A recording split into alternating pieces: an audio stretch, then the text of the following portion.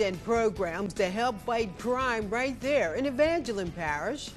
Live from Acadiana, your local news leader, this is Pas Pa 2. Good Sunday morning to you. I'm Renee Allen. After just 19 months on the job, Judith Etheridge, the first female chief of the Lafayette Police Department, has stepped down from her post on Wednesday. In a release from Lafayette Consolidated Government, we're told it was due to personal reasons. News 10's Jasmine Dean explains it more. I know this job will not be easy, but it is an opportunity that I am blessed to have and a rewarding challenge that I look forward to. Appointed Chief of Police in 2022, Judith Etheridge became the department's first female police chief. After 19 months in the position, Etheridge is stepping down for personal reasons. How are you, sir? Chief. How are you doing?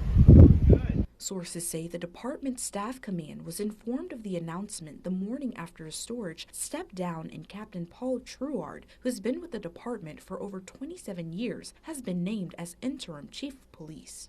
In a previous sit-down with Lafayette Mayor President Monique Blanco-Boulay, she says there are concerns about public safety as a mayor, and her administration worked with Etheridge to address that. We are talking to the leadership to try to understand,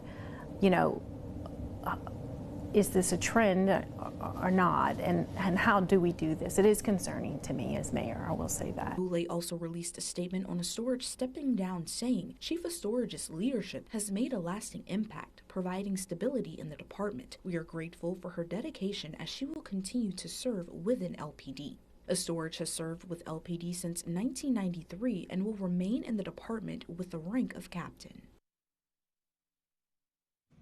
That was Jasmine Dean reporting. Out of Opelousas, 8 men arrested, including a 17-year-old. Around 1 p.m. yesterday, the Opelousas Police Department responded to an aggravated assault with a firearm complaint in the 1700 block of Ross Street. Officers learned a male suspect pointed a firearm at the female victim before running to another home, where he pointed reportedly the gun at another man. Officers spoke with the 8 male individuals who were inside that home. They all denied any knowledge of what happened. A search warrant was obtained where police found several guns, several grams of marijuana, and other drug paraphernalia. All 8 male suspects were arrested and charged with obstruction of justice, with some facing more charges. Lafayette Park Police no longer exist, but changes may be coming. Mayor President Monique Boulay says there will be a discussion if the budget process allows for a change. Here's the former Park Police Chief's take on the topic. Retired Park Police Dr. Benoit emphasizes that policing over 20 parks and recreation centers is a full-time job. And that includes those indoor and outdoor pools, soccer fields, and baseball fields. The primary responsibility, ensuring public safety. Lafayette City and Parish parks are not immune to crime and dangerous incidents. Retired former Park Police Chief Oscar Benoit explains many are situated next to neighborhoods. If a problem happened in the neighborhood, that it wouldn't flow over, or we would take care of it, and that it wouldn't flow over into the park. And the same that if we had a problem in the park, we didn't want to cause no problems sending that into the neighborhood. The park officers were commissioned officers who attended the police academy and received in-service training with the LPD. A city officer either stopped a vehicle and needed a little help. If my officer the park police officer was about 2 blocks away, they would just go and back that officer up and make sure everything was okay. And that way, that would relieve another unit from coming to back this person up, in that unit that the city police had would be able to steady make patrols. Benoit says if something needs to be done, it got done. If lights was out all over in the park, we would in the morning make sure that the maintenance people would get on it and make sure that was corrected. Benoit believes this administration will try to do what's best for the citizens of Lafayette. I think that, that this administration will make a plan, and that they will dot their I's and cross their T's before they do anything. I have that much confidence. Renee Allen reporting, KLFY News 10. In Evangeline Parish, proactive law enforcement is a top priority for the Sheriff's Office. The department is acquiring new technology and implementing their own Crime Stoppers program. News 10's Zane Koch sat down with the sheriff. From technological advances to a new reason for community involvement, progress and proactive policing is the main priority for the Evangeline Parish Sheriff's Office. Sheriff Charles Guillory says the advancements began earlier this year when his office was given a drone that has already played a role in arresting multiple murder suspects. Additionally, the Sheriff's Office purchased 2 license plate readers that they've installed in key areas of the parish. And this year we want to get 2 more, so we'll have 4. And my idea is to put, in other words, put them into 4 corners of the parish. Then that way we'll have the parish protected. Guillory says tips from the community is also playing a huge role in knowing where to deploy the drone. With the dependence on the community, Guillory says he's worked with several other sheriff's offices in Acadiana to plan out the Evangeline Parish Crime Stoppers program, offering a monetary reward for any tips from the community. It's a very good program, because when you offer money, cash money, the phone ring. With the community's help, because we can't do it without them, it means a lot. And doing something that is completely anonymous means a lot to them. With these successes and more to come, Guillory says he takes pride in his office's proactive approach. Sheriff Guillory says the goal is to implement the Crime Stoppers program in the next 3 weeks. Here in Evangeline Parish, Zane Hogue, KLFY News 10. So, 2 bills that some advocates call anti-LGBTQ are nearing final votes and poised to become law. Capitol reporter Shannon Hecht was in the latest hearing and brings us details on the debate. Louisiana's version of the Don't Say Gay bill and another bill that would crack down on using a student's preferred pronouns in school are nearing their final votes, and Governor Jeff Landry has already signaled that he will sign both of those bills. Louisiana's version of the famous Don't Say Gay bill bans teachers from talking about gender identity and sexual orientation in classroom discussions. Teachers will also be barred from talking about their own identities. Having sexualized personal discussions between educators and students in our classrooms are not appropriate, and they can rob our children of their innocence while imposing suggestive influence over their developing young minds. The bill goes farther than Florida's original law by making it apply to K through 12 rather than just younger grades. It also would not allow school-sanctioned clubs to discuss identities such as GSA groups. We are witnessing unprecedented attacks on LGBTQ youth, with their resources being stripped from schools that provide life-saving support.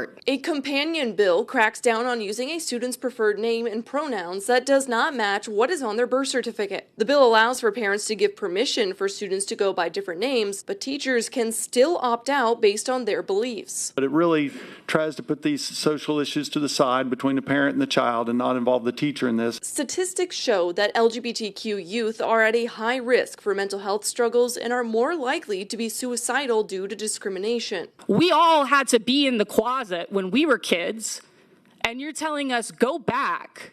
You're not welcome here. Both bills were vetoed by the former governor, but now have support of Governor Jeff Landry. Now these bills head to the full Senate, and they have until June 3rd to be passed. At the Capitol for your local election headquarters, I'm Shannon Hecht.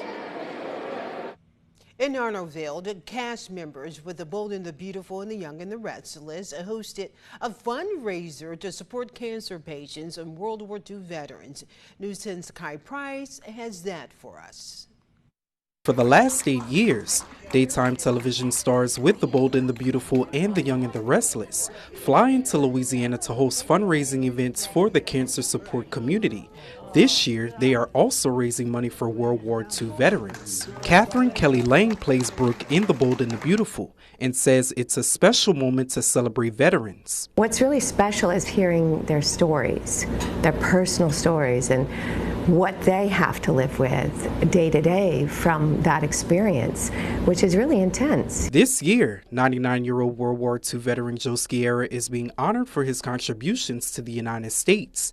Kimberlyn Brown, who plays Sheila on both shows, says she has relatives in her family who have risked their lives for the country, just like Sciarra.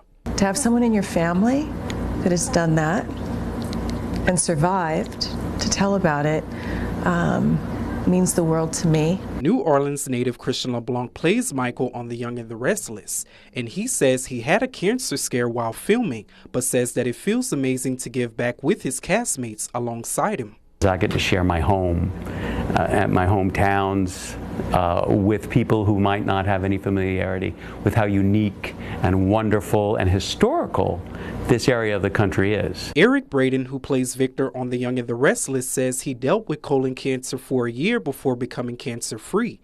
He says while the event is to raise money, it is also to raise awareness. We're also here to warn people to have early exams, have your colonoscopy, have your breast exams, have whatever. Whenever something is odd, just have it checked out.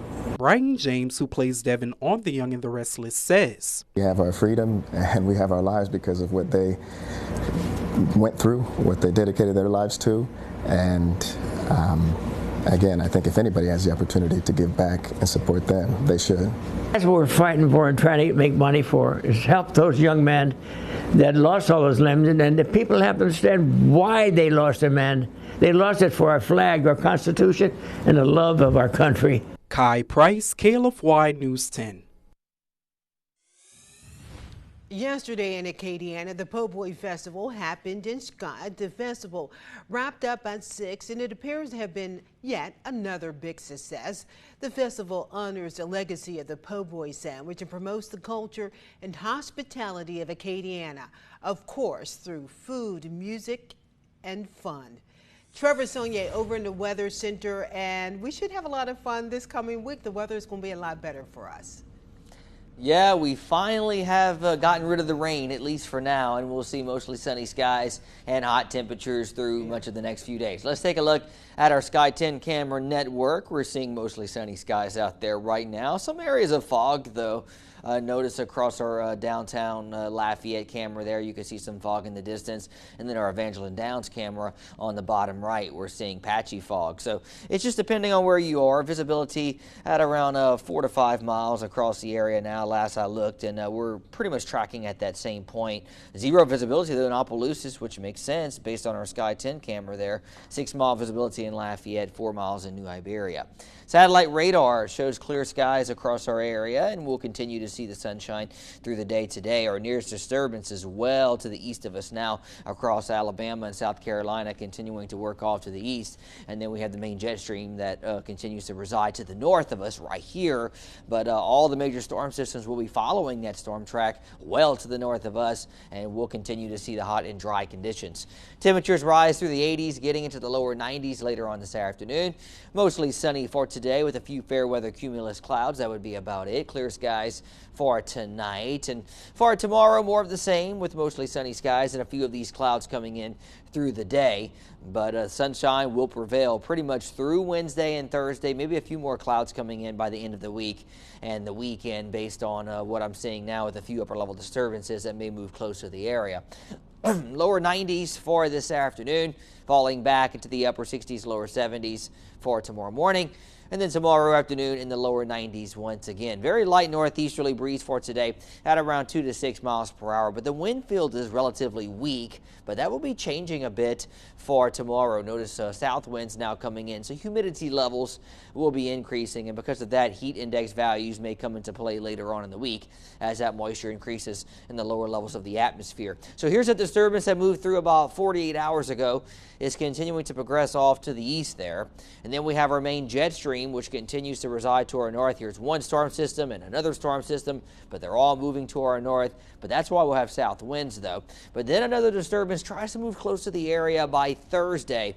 So I do have a rain chance of about 20% across our area, but rain chances look to be higher across central parts of the state and the I-20 corridor, where storm chances could be a little higher with that system moving in later on in the week, but then a continuation of nice weather for Friday and Saturday. 91 your high today, mostly sunny and hot. A light north wind at around 2 to 6 miles per hour. 7-day forecast has the hot weather continuing through Monday, Tuesday. Definitely a summer pattern now. Summer is here across Acadiana as we have transitioned from more of a spring-like pattern to more of a summer pattern now, with highs in the upper 80s to lower 90s each afternoon. All right, thank you very much for that, Trevor. All month, KLFY is saluting 2024 graduating high school seniors from around Acadiana. So today we recognize Candace Oye.